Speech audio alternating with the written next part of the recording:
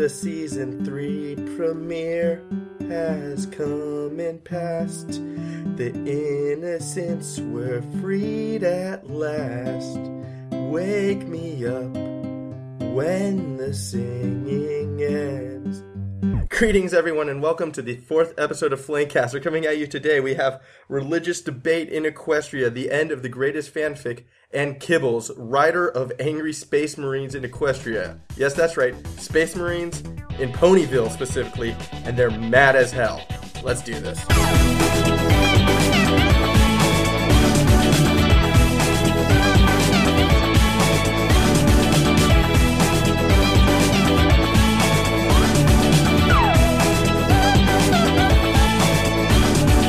Yes, here we are, episode 4. Once again, I am the formal Riot, and before we get into the thick of things, it's only polite of me to introduce the supporting cast for this evening. We have the return of the SpringStingray. It's been a while, but he's back, as well as Paingod. But that's not the thing you guys are listening for. No. Panelists are panelists. We can just toss them aside and deal with them later. Aww. The big thing, season 3 premiere has come. I want opinions. What did you guys think? Ganondorf. One at a time. Go ahead, Paingod. Okay. Well, let's see. It was good. It was solid. Had a lot of fun watching it, although that might be in the environment.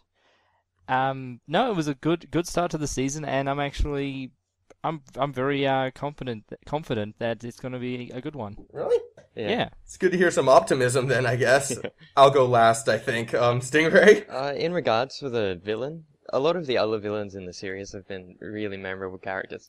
This guy was just a Ganondorf clone. Yeah, that was the one thing. I've heard a lot of things, but haven't heard Ganondorf yet. That's new.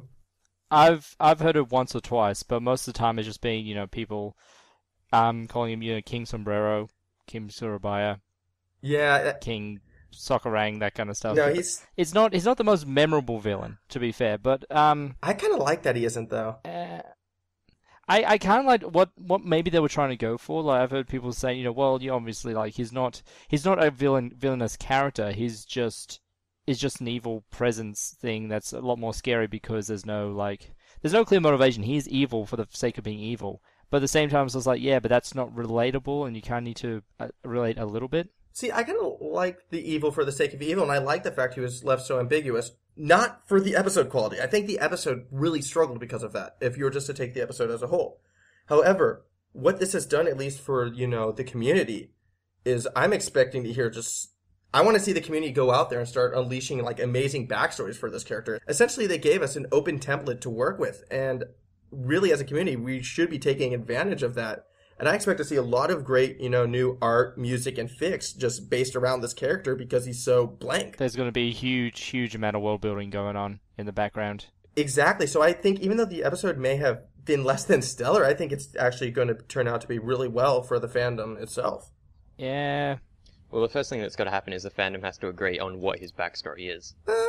Yes and no. That's gonna be an interesting ride. Yeah, it might be bumpy at first, but even so, then we get to see all these creative ideas. And speaking of creative ideas, our guest tonight is pretty damn good at coming up with them. In particular, one of his stories involves the invasion of Ponyville via Angry Space Marines. For those of you who don't know what Angry Space Marines are, oh no, think Space Marines. No, Angry Marines. Angry Marines. Aren't they Space Marines? They're Space Marines. It's the Space Marine chapter of the Angry Marines. Semper Tempus, always angry. Yeah, well then they're still angry. Anyways, our interviewee tonight is Killbles. Hello. Hi. Did Not much to we say there. scare you already? Yes, you did. It's horrendous. Just the amount. Temperus Maximus. That's his name. Angry Marines and stuff. Yeah, right. Hi. That was the best intro since that segue. That. Yeah, I know. I'm absolute rubbish at this. Sorry. That's okay. You're all right. You're no worse than we are. But just a little backstory behind Killbles for our listeners. He is a fic writer. He has been featured a few times now on Film Fiction, Top Bar featured fics. 2 fics, Friends Have Benefits and Tales of Angrish.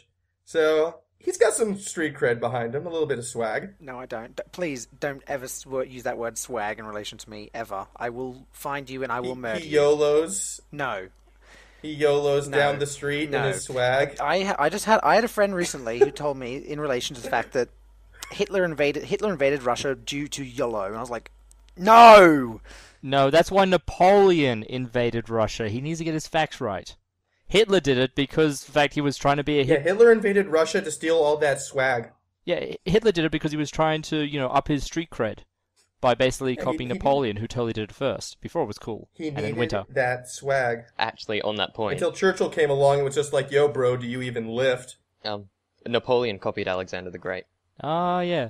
I'm not sure if I want to associate with myself with these proceedings. All right, well, anyway. It's okay. We hate them to the point that we enjoy using them to incite more hate. That being said, I think it is time we should actually do the interview part of the interview. So, diving straight into the thick of it, Kibbles, what inspired you to start writing? Since I've been finished high school and such, senior English, I was apparently good at writing. My teacher reckoned that with a bit of work, I could be a fairly good writer. And not just that, I mean, just with English in general. And I mean, considering that the years before that had been pretty shockingly terrible, I found that quite funny. But anyway, I got into the fandom, started reading things, first a bit guiltily, oh, this is wrong, no, I shouldn't be doing this. And then I enjoyed it. I enjoyed reading things. And, I love books, I love reading, so, why not? I enjoy reading this stuff. And I thought, I could write this. So, if the idea that, if someone else can do it, so can I. And maybe I can do it better. I mean, I've read my fair share of terrible stories and fair share of really good ones, mostly good ones, because I'm a bit picky when it comes to that. I'll be a bit fair, but yeah, just the fact that, I thought, hey, I could do this myself, and, well, yeah, that's exactly it. That's where it came from. So, coming from that, then, what inspired you? So, I guess you went straight into writing ponyfics, then? Yeah, that more or less straight into them. That's my first experience I've ever had really writing creatively at all. Before that, I would only write, for a assessment, or if I needed to, someone was forcing me to. But I just do this for fun, and I know that if I told myself a year or two ago that I'd be writing stories for fun, I would have probably called myself insane. Then again, if I told myself a year ago that I'd be part of this fandom, I probably would have called myself insane again. Also, if you take a look at the stories that you're writing, Tales of Angrish in particular, you can still probably make that argument that you're a little insane. Oh, very special. I'll take that. I'm very special in my own way. People tell me that a lot. Mainly Tales of Angrish, I just get that because, I'm a big fan of 40k. I've been playing 40k a long time, and a few years ago when I was on the net, I came across the idea of Angry Marines, and as Paingod is also, I'm fairly sure he's fairly knowledgeable of them. They just struck me as such an awesome idea, and eventually when it came around to this, I thought, hey, why not? And I know at first I had a chat with a few guys, and they were saying, no, I was like, I'll never do this, never, because it'll be so terrible. And they're like, yeah, do it, it's so good. And I was like, no, you're wrong, it's terrible, but it's good apparently, so, yeah. It's one of those things that can be terrible if it's done badly. It's one of those things where it's really easy to screw up. But yeah, your Tales of Angrish, the fact that you decided to go with not just, cluster F-bombing and random violence, you more or less made them seem like, football jocks who like to use cluster F-bombs and random violence. It worked in his favor. I found it a highly amusing read, so... And you almost sympathized with Pounder as well, because a lot of his anger, you sort of get the stem with, it's just because he's confused in this environment and doesn't know how to react, so he's just doing what he does best, and that is get really angry. Punching stuff. Going back to his base instincts. Yeah, exactly. So moving on from, the Angry Space Marines, well, you're considering it now, actually. I want to stick with it. How much more do you plan to add on to the story? As little as I can, because I know that, as Paingod said before, it's something that you have to be careful with, because it can be very easily ruined, and honestly, I'm just perpetually afraid of that. I mean, I will take it. I've got an idea for it, and I'll go with it, and if I screw up, I've screwed up, but I don't want to keep going with it excessively, because it'll go stale, but I will continue what I've got planned, which should go for a little while, but who knows. I mean, you can continue with that same universe. I'm just, the most immediate, obvious one is to do a side story where it's a pretty Marine who winds up... Spoilers, no, shush. Oh, and we'll put those spoiler tags up. Okay, well, I mean, you could do it for any other chapter. I mean, a Blood Raven goes through there and is met by Twilight, and he immediately goes crazy over the library. Or a Space Wolf gets involved in a drinking competition with Applejack and Rainbow Dash. I mean, it writes itself. Or the Smooze teams up with the Tyranids. What? Now you're just getting silly. I'm taking my story my own way. Zerg, Rust, kick. Necrons and King Sombra. Oh, God. Moving right along then, the other story which deserves being spoken about is Friends Have Benefits. A ship fic, and I know how controversial that could be, but when done well, they are done really well. And you chose probably not the most unique shipping, but it also isn't the most seen because it's straight.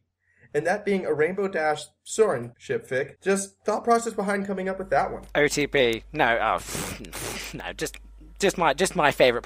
That's just my favorite pairing in the fandom, honestly. But otherwise, just a note when you say it's good, I don't think it's good. Oh, I enjoy writing it, but I don't think it's good.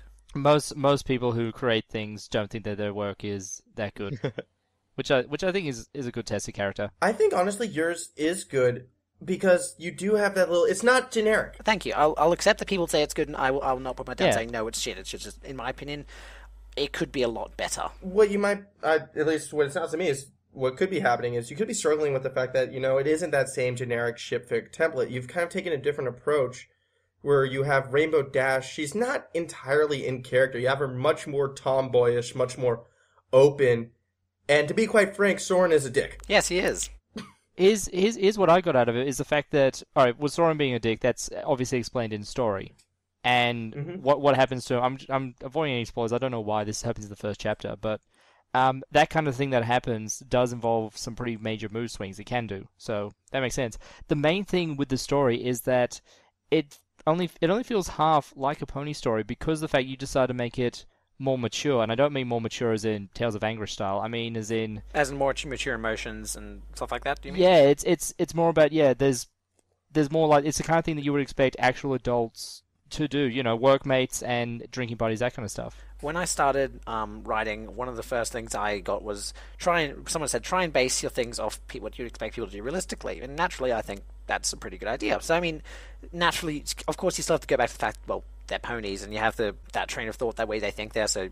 But I like incorporating the fact of more human thoughts to them. So the fact is that they're more, as you said, they just seem more mature to them. That's all I enjoy writing like that, and that's how I like doing my characters. Yeah, it's a different approach, especially compared to most other fics. It's a similar approach I actually take to any RP threads and the likes. I take that same approach. And the only problem I can see arising from that is sometimes things take a lot slower to develop just because of the fact that you're trying to use real human emotions in something, and then it could, I guess it just could take longer, at least in a role-playing sense, to fully flush out. Yeah. Of course, though, I also like having slower story development. Of course, with some instances like Tales of Angrish, that's really fast-paced because that's how it works best. So I just think for some sort of genres of stories, it's better to have faster or slower-paced things. So, for example, there's another story I'm planning sometime in the future that's going to be a bit more fast-paced because it's an adventurous style story. So for Friends Have Benefits, it is a slower-paced one because it's nice to have that sort of development that you can. You can't really have a romantic story happening in one page. It really does need that setup. No, because otherwise, the emotional development doesn't work. But people attempt that. People go out there and attempt that. Yeah, that's the main reason people have issues with shipping and with the other adult section, because it's just like, I want these two characters to be together, and it's just like either they run through everything that happened in the past, like through the show, or they just go, oh, hey, something happens, all of a sudden these two are kissing. Yay. Boo. And then in role-playing, it's even worse. Oh, boy. Let's not go there. I don't mean the XXX role-playing. I haven't even touched that. Oh yeah, yet. I know what you mean. I've even regular role playing, but I mean that's because they want to get on with it, and it's just like we're living the fantasy life, and you're not. Cue Monty Python. Get on. I've had people yell at me, get on with it, several times, and I've made efforts to get on with it as fast as I can, but still keeping it at that pace. But get on with it. Yes, get on with it. Get on with it, indeed. And we'll get on with the interview as well then. Hi-oh. Segues. Get on with it. Get on with it. Well, actually, that's what the next question I wanted to ask you is, how are you going to be getting on with it? I mean, you implied before you have another fic coming up, so obviously there's more writings. Any chance we can get some spoilers for that? Maybe. Come on. Maybe. It's just there's a story that I've actually written a chapter of right now. It's a crossover. The one I was talking about before is a bit more adventurous. There's 2 more actually I'm planning that are both adventure ones. This one's first one's a crossover. I don't know how many people who listen to this play Sins of a Solar Empire, but it's something that I've never seen done before. You know, Sins of a Solar Empire and My Little Pony crossover, and I have no idea whether it would work or not, but I think it could be fairly interesting. I can't really say too much about that because, as I said, I've written a chapter for it, and that's about it. And there's not much, there spoiler-wise, except for setting the scene, because that's what you need to do when you do a crossover. You need to set the scene, otherwise it just doesn't work. The other one, I was planning big, sort of epic adventure, kind of like, I need a bad guy for it, stuff like that. I don't know. It'll come to me. But that's something I've been planning. Otherwise, I want to try and do a few one-shots, because I did one a little while ago. Don't know if anyone's read it. It's called Mr. Mysterious. It was fun to write. It was only about 3,000 words. It was really short and fun to write, and I'd love to do more of them. Just seem to be able to write them as well. So that's more or less what I've got planned for the future.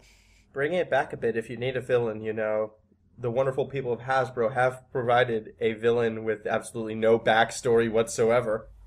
I'm not looking for just a villain though, as in like the terms of King Sombrero.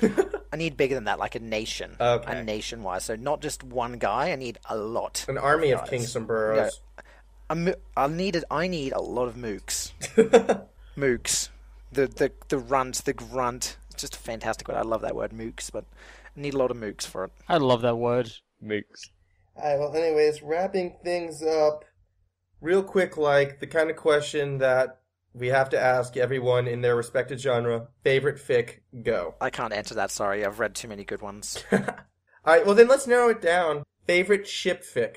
I'm sorry, that information is confidential. There's this really good one. I can't remember what the author is, but it's called Loyalty, and honestly, it's got less attention than what my stories I have, and I find that really sad because I think it's a lot better than what I write. So, and I think it's a really good story. It's very good. I really like it. The character, it's nearly finished. I think the author's doing one more chapter, and he is planning on doing some more expansion things on it. And the ideas that he has is very good. I love his writing style. The story's good. The development's really good. It's a really good story, but it just needs more attention.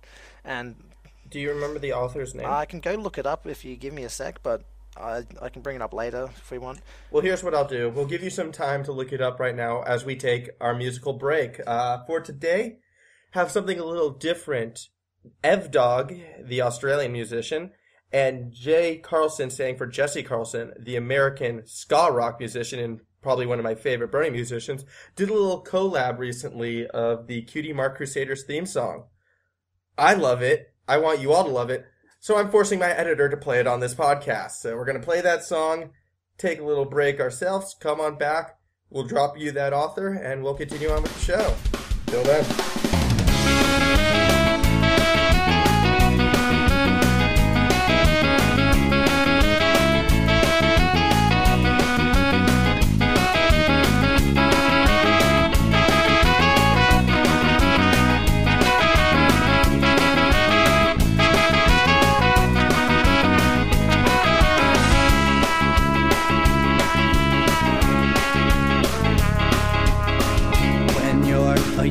Pony, and your flank is very bare.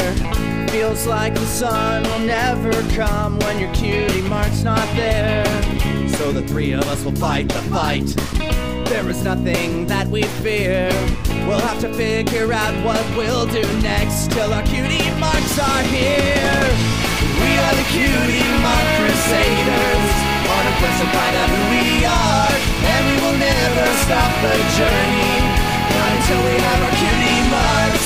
We are the Cutie Mark Crusaders, on a quest to find out who we are, and we will never stop the journey. Not until we have our cutie marks. Not until we have our cutie marks.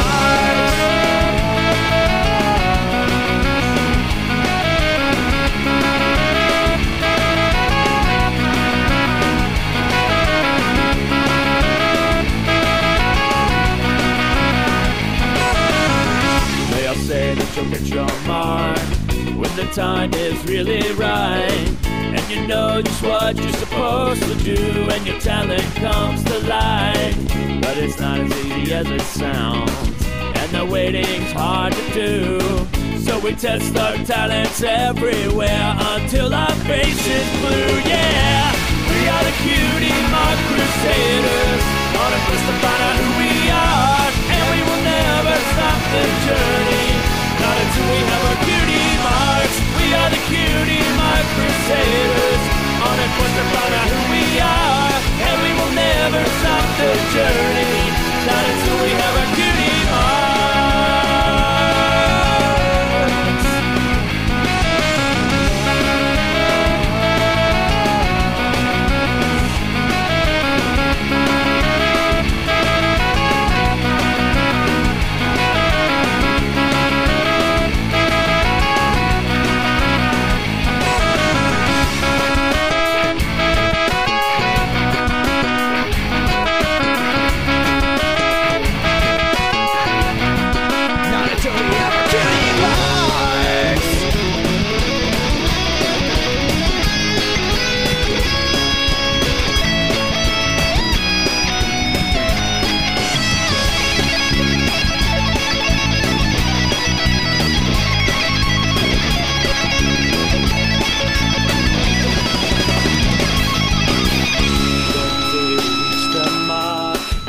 Achieve a lifelong goal to find a purpose just like every stallion there and foal.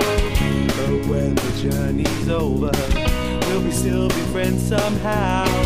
For now we're blessed, so I guess the best time of our lives is now, yeah! We are the Cutie Mark Crusaders, on a quest to find out who we are, and we will never stop the journey, not until we have our cutie marks. We are the Cutie Mark Crusaders, on a quest to find out who we are, and we will never stop the journey, not until we have our cutie marks. Not until we have our cutie marks.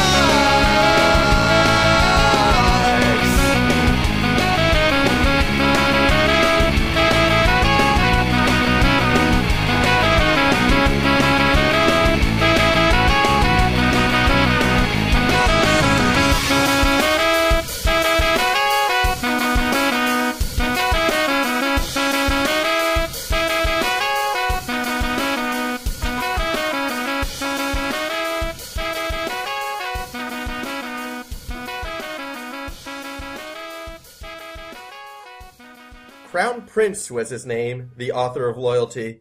And with that, we're back, and we're going to keep the fic train a-rolling. However, we're going to take a turn to something, I guess, a little darker. Paingod, would you like to describe? Because I'm finding it a little hard right now. At times darker, but for the most part just philosophical. This is a fic that's finished recently, actually, and this is one of the big ones. I think it's going to be... I mean, it's not so much the biggest in terms of chapters, but each chapter is just huge. I mean, it's 20k words. Yeah, it is. It's massive, and for the most part, because of how much detail the author goes into, even though it's actually done in first person. And it's not just physically huge; it's philosophically huge. Because I'm reading it, and I'm just like, so many concepts in here. The fic itself is Background Pony. Now, it was an interesting one. It caught my attention from EQD when they put it up, and it just had the spiel. In fact, I'll get I don't have the spiel in front of me. I'll get that in a sec. But it just sounded kind of interesting. Just like, it's going into detail about what the life is like for a background pony in the show. And I mean, this could be interesting. Alright, so the synopsis is, my name is Lara Heartstrings, and you will not remember me. You won't remember this conversation. Just like with everyone else I've ever met, everything I do will say will be forgotten. Every letter I've written will appear blank. Every piece of evidence I left behind will end up missing. I'm stuck in Ponyville because of the same curse that made me so forgettable. Still, it doesn't stop me from doing the one thing I love, making music. If my melodies find a way into your heart, then there's still hope for me. If I can't prove that I exist, I can at least prove that my love for each and every one of you exists. Please listen to my story, my symphony, for it is me. Now, the interesting thing about that is at first it just seems like... The writer's very philosophical with the whole thing. In fact, I think he actually outright came and said that Lara's just a muse for him to do his philosophical ramblings. But then, a couple of chapters in, though, it starts to go from just it goes from the life of Lyra as she's being perpetually forgotten by everyone she meets and the kind of life that she leads, to her actually figuring out why she's being forgotten. And then it starts to get pretty damn epic, because we're talking about stuff to do, minor spoiler, but it has to do with basically the entire universe. It's, grand vision. It really is huge. And anyways, I definitely went into that fic expecting it from the description to be like this lighthearted fic about a background pony, and I wasn't expecting it to be lighthearted, but a little bit sad, because it's like, that's what I got from the description. Like, that's the point I'm trying to make. Like, I thought from the description it was going to be a lighthearted, behind the scenes looking sort of thing, and that's not what you get at all. No, that's the exact opposite. Yeah, when you guys sent it to me, your description for it was just like crying. And when I read the title, I was like, oh yeah, okay, so something happens to Lyra, like she gets terminal cancer and will die in 80 years or whatever. No, this is sad fic done right. It is, and the writer himself is really, really competent. He definitely picks out when he's starting to get a bit cliche, I think. I don't know if that's the right way to describe it, because there's a chapter which is based on Pinkie, and I gotta say, trying to write Pinkie is as hard as trying to do something like Angry Marines. Pinkie Pie is insanely difficult to get.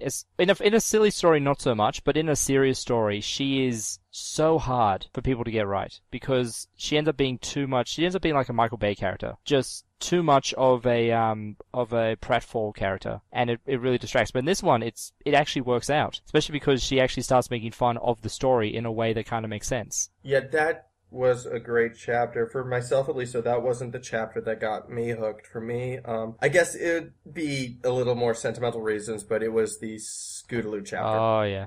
That was the one that got me. And the author himself has admitted, like, that chapter was just kind of thrown in there largely for fan service a bit. However, like, that was the one that tugged at my heartstrings, because obviously I believe Scootaloo best pony, with Lyra now in my headcanon as the guardian angel. That entire chapter, as well as, like, the first chapter, at least I felt that you really started to feel the emotional pain that Lyra herself was getting through. I won't go into too much details, because I know the SpringStingray hasn't even gotten that far yet into the story, I believe.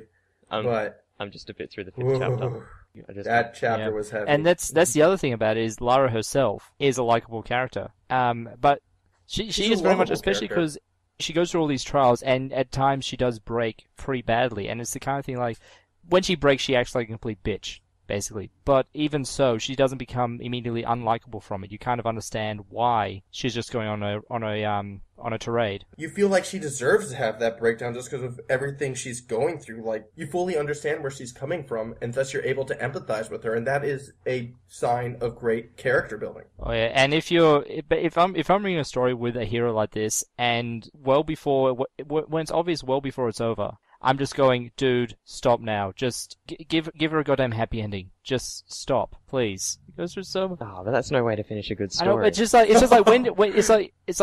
when the ending comes and she gets, it's just like, yes, she's gone through all these hardships. She deserves it. Give it to her. And I suppose that me and Formal have actually finished reading it. Keeping it spoiler free. The ending is an ending. The ending is the right ending. I will say that. He ended it in the happiest way possible. You can interpret that as many ways as you like. He ended it in the happiest way possible because of things that happen in later chapters. Like, if you're on the first 10 chapters, you're thinking, oh, that means everything's going to be great. Now, you're only halfway through at chapter 10. I will say one thing. I was kind of surprised when it did end, because it's been going along at a fairly nice pace, except for the whole, hurry up and finish it so she can have a happy life.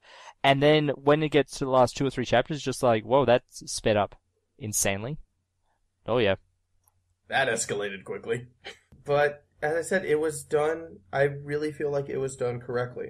There was a lot emotionally I may have disagreed with, but it was the correct ending. And it's just a testament to what is probably, no offense, Killbles, but he is my favorite author. Because you can't draw Background Pony and End of Ponies and not be my favorite author. Wait. Is this the same guy who did End of Ponies? Yes. Seriously? I was not aware of that. Seriously. Yeah, same author, and apparently rumor has it he's going back to End of Ponies. I'll be damned, because End of Ponies was another one of the same style. It was a lot less philosophical, but the same sort of just heart crushing. No, it's same author, and my favorite author, despite what he does to me. He does a lot of world building, and he does the good kind of world building where it's a mystical universe. It runs on magic. Therefore, you can't just have the normal. It's just like, it created this way, and then we had so many species. It's like, no, there are actual gods and the keepers of the way and all that kind of stuff. Continuing on that thought, actually, of gods and keepers of the way, I'm going to take this conversation and I'm just going to break it off there because there's another thing I wanted to discuss while we still have time, and that is religion in Equestria. Now, I know Stingray has some interesting theories on that, and I would like to hear them. Yeah, because when you look at it was something because I was just thinking about it. When you look at human religion, it's really based a lot on magic, and because Equestria already has magic in it, what would equestrian religion look like? Well, wouldn't the obvious answer just be, let's worship our princess deities who control the sun and the moon? But that's not their religion. Hate us and throw them at us or something. I mean, I got a hold of that. Isn't human religion more based on just okay? I suppose if you're going with the the Arthur C. Clarke theory, is that magic is just science that's not understood yet.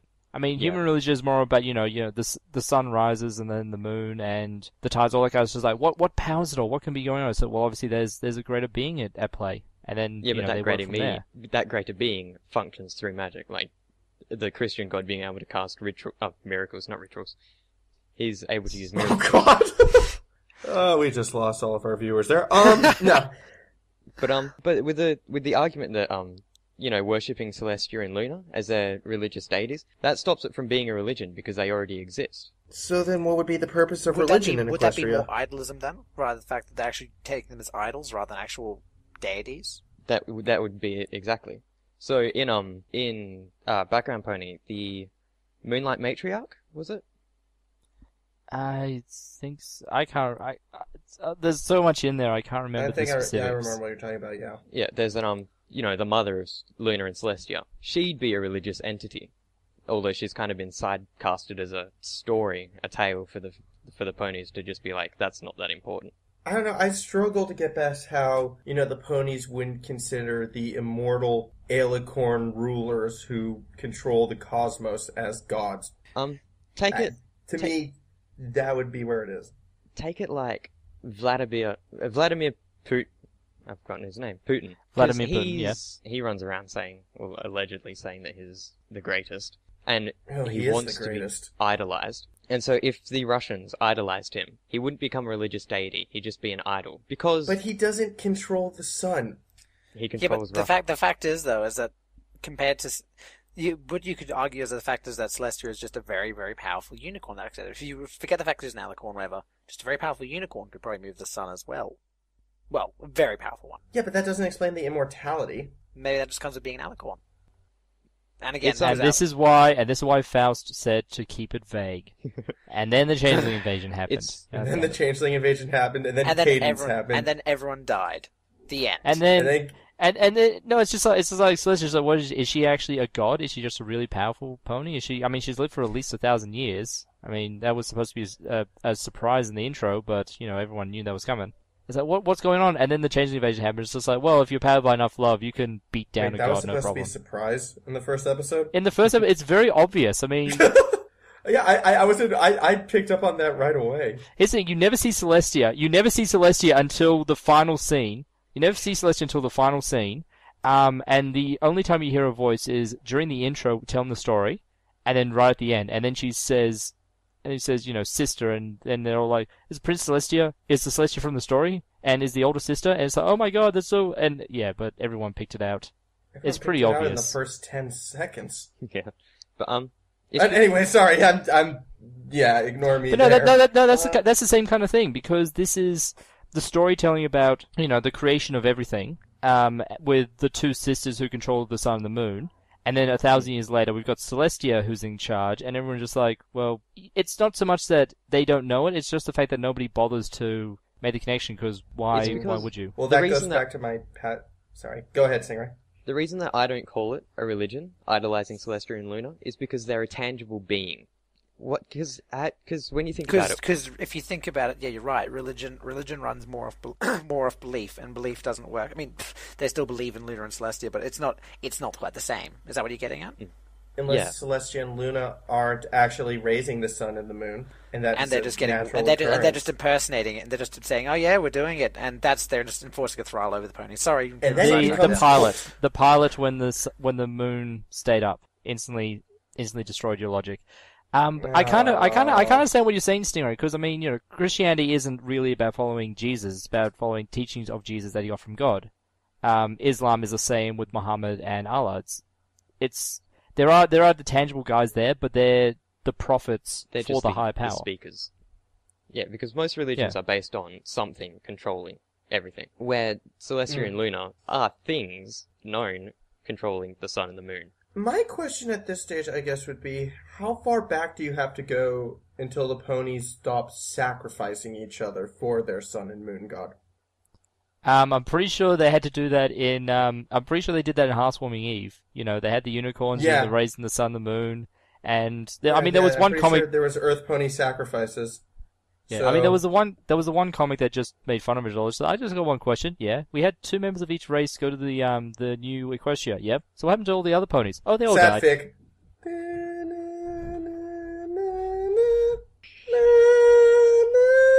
That's my sad music. But, that is the worst. I feel more horrified than sad. Alright, fine. That's my grim dark music.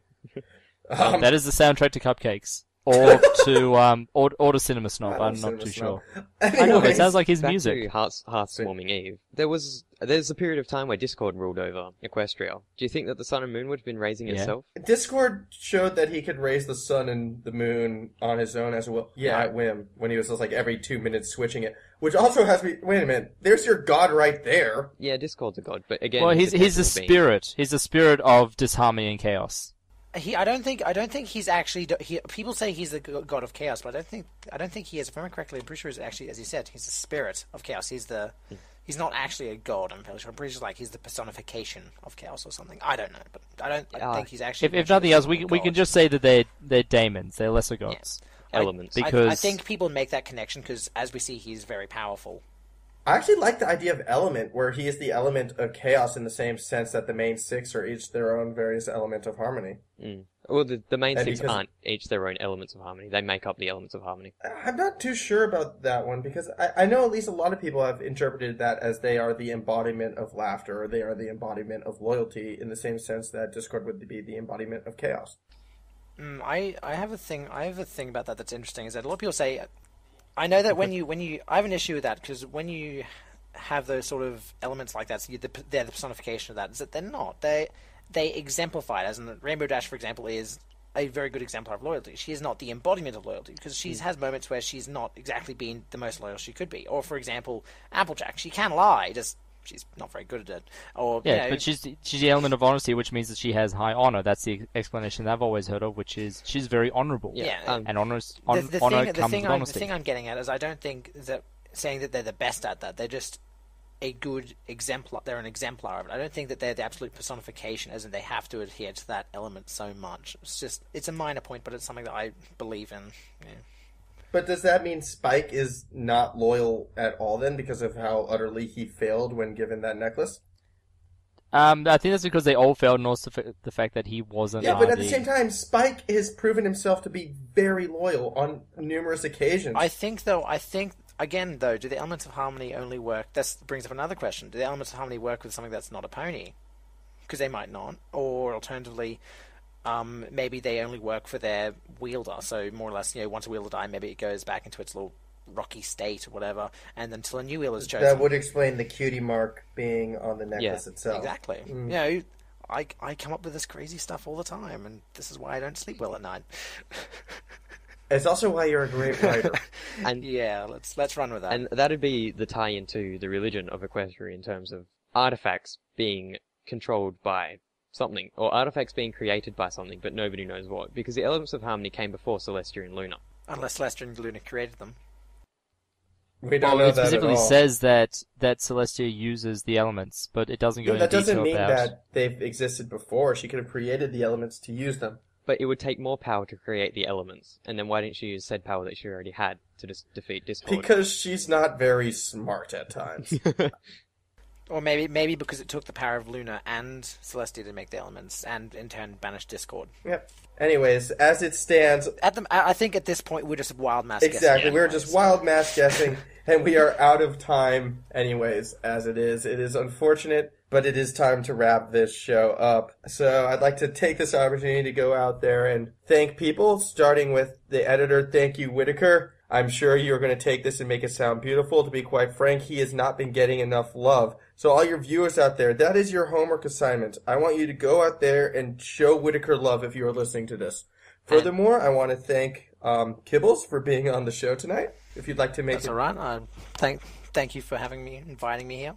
Fantastic. Next person I want to thank is my two lovely panelists. It was a bit of a boys' club tonight. No girls allowed. Except we manned it up. Yeah. Sausage fest. Except for formal. So... Hi-oh. Never do that again. Embrace your feminine side. And following that, so big thanks to SpringStingray and Paingod for joining me tonight. A huge thank you to you, our audience. If you want to contact us, feel free to shout us an email at flamecaster.com. Or hey, check it out, flashy new website where you can leave comments out in there yourself. Point is, we want to hear from you. What are your thoughts on equestrian religion? What is your favorite ship fic or ship pairing? What do you think about showing up in Ponyville and cursing out everyone? Point is, we want to hear your feedback as much as possible. We have gotten feedback recently about Pokemon teams. I threw down my 2 cents and, I was a little disappointed by the lack of Snivy, but to each their own, I guess. And that's about it for the thank yous. Can't wait to hear from you. Next time, next show, big one coming up. On the same grounds of Background Pony, we have an artist who has drawn quite possibly the greatest picture in relation to that. I'm, of course, talking about Test Subject. He's been featured on Equestria Daily numerous times, and we're going to have him here on this show for the first ever recorded interview he's done. So exciting times happening there.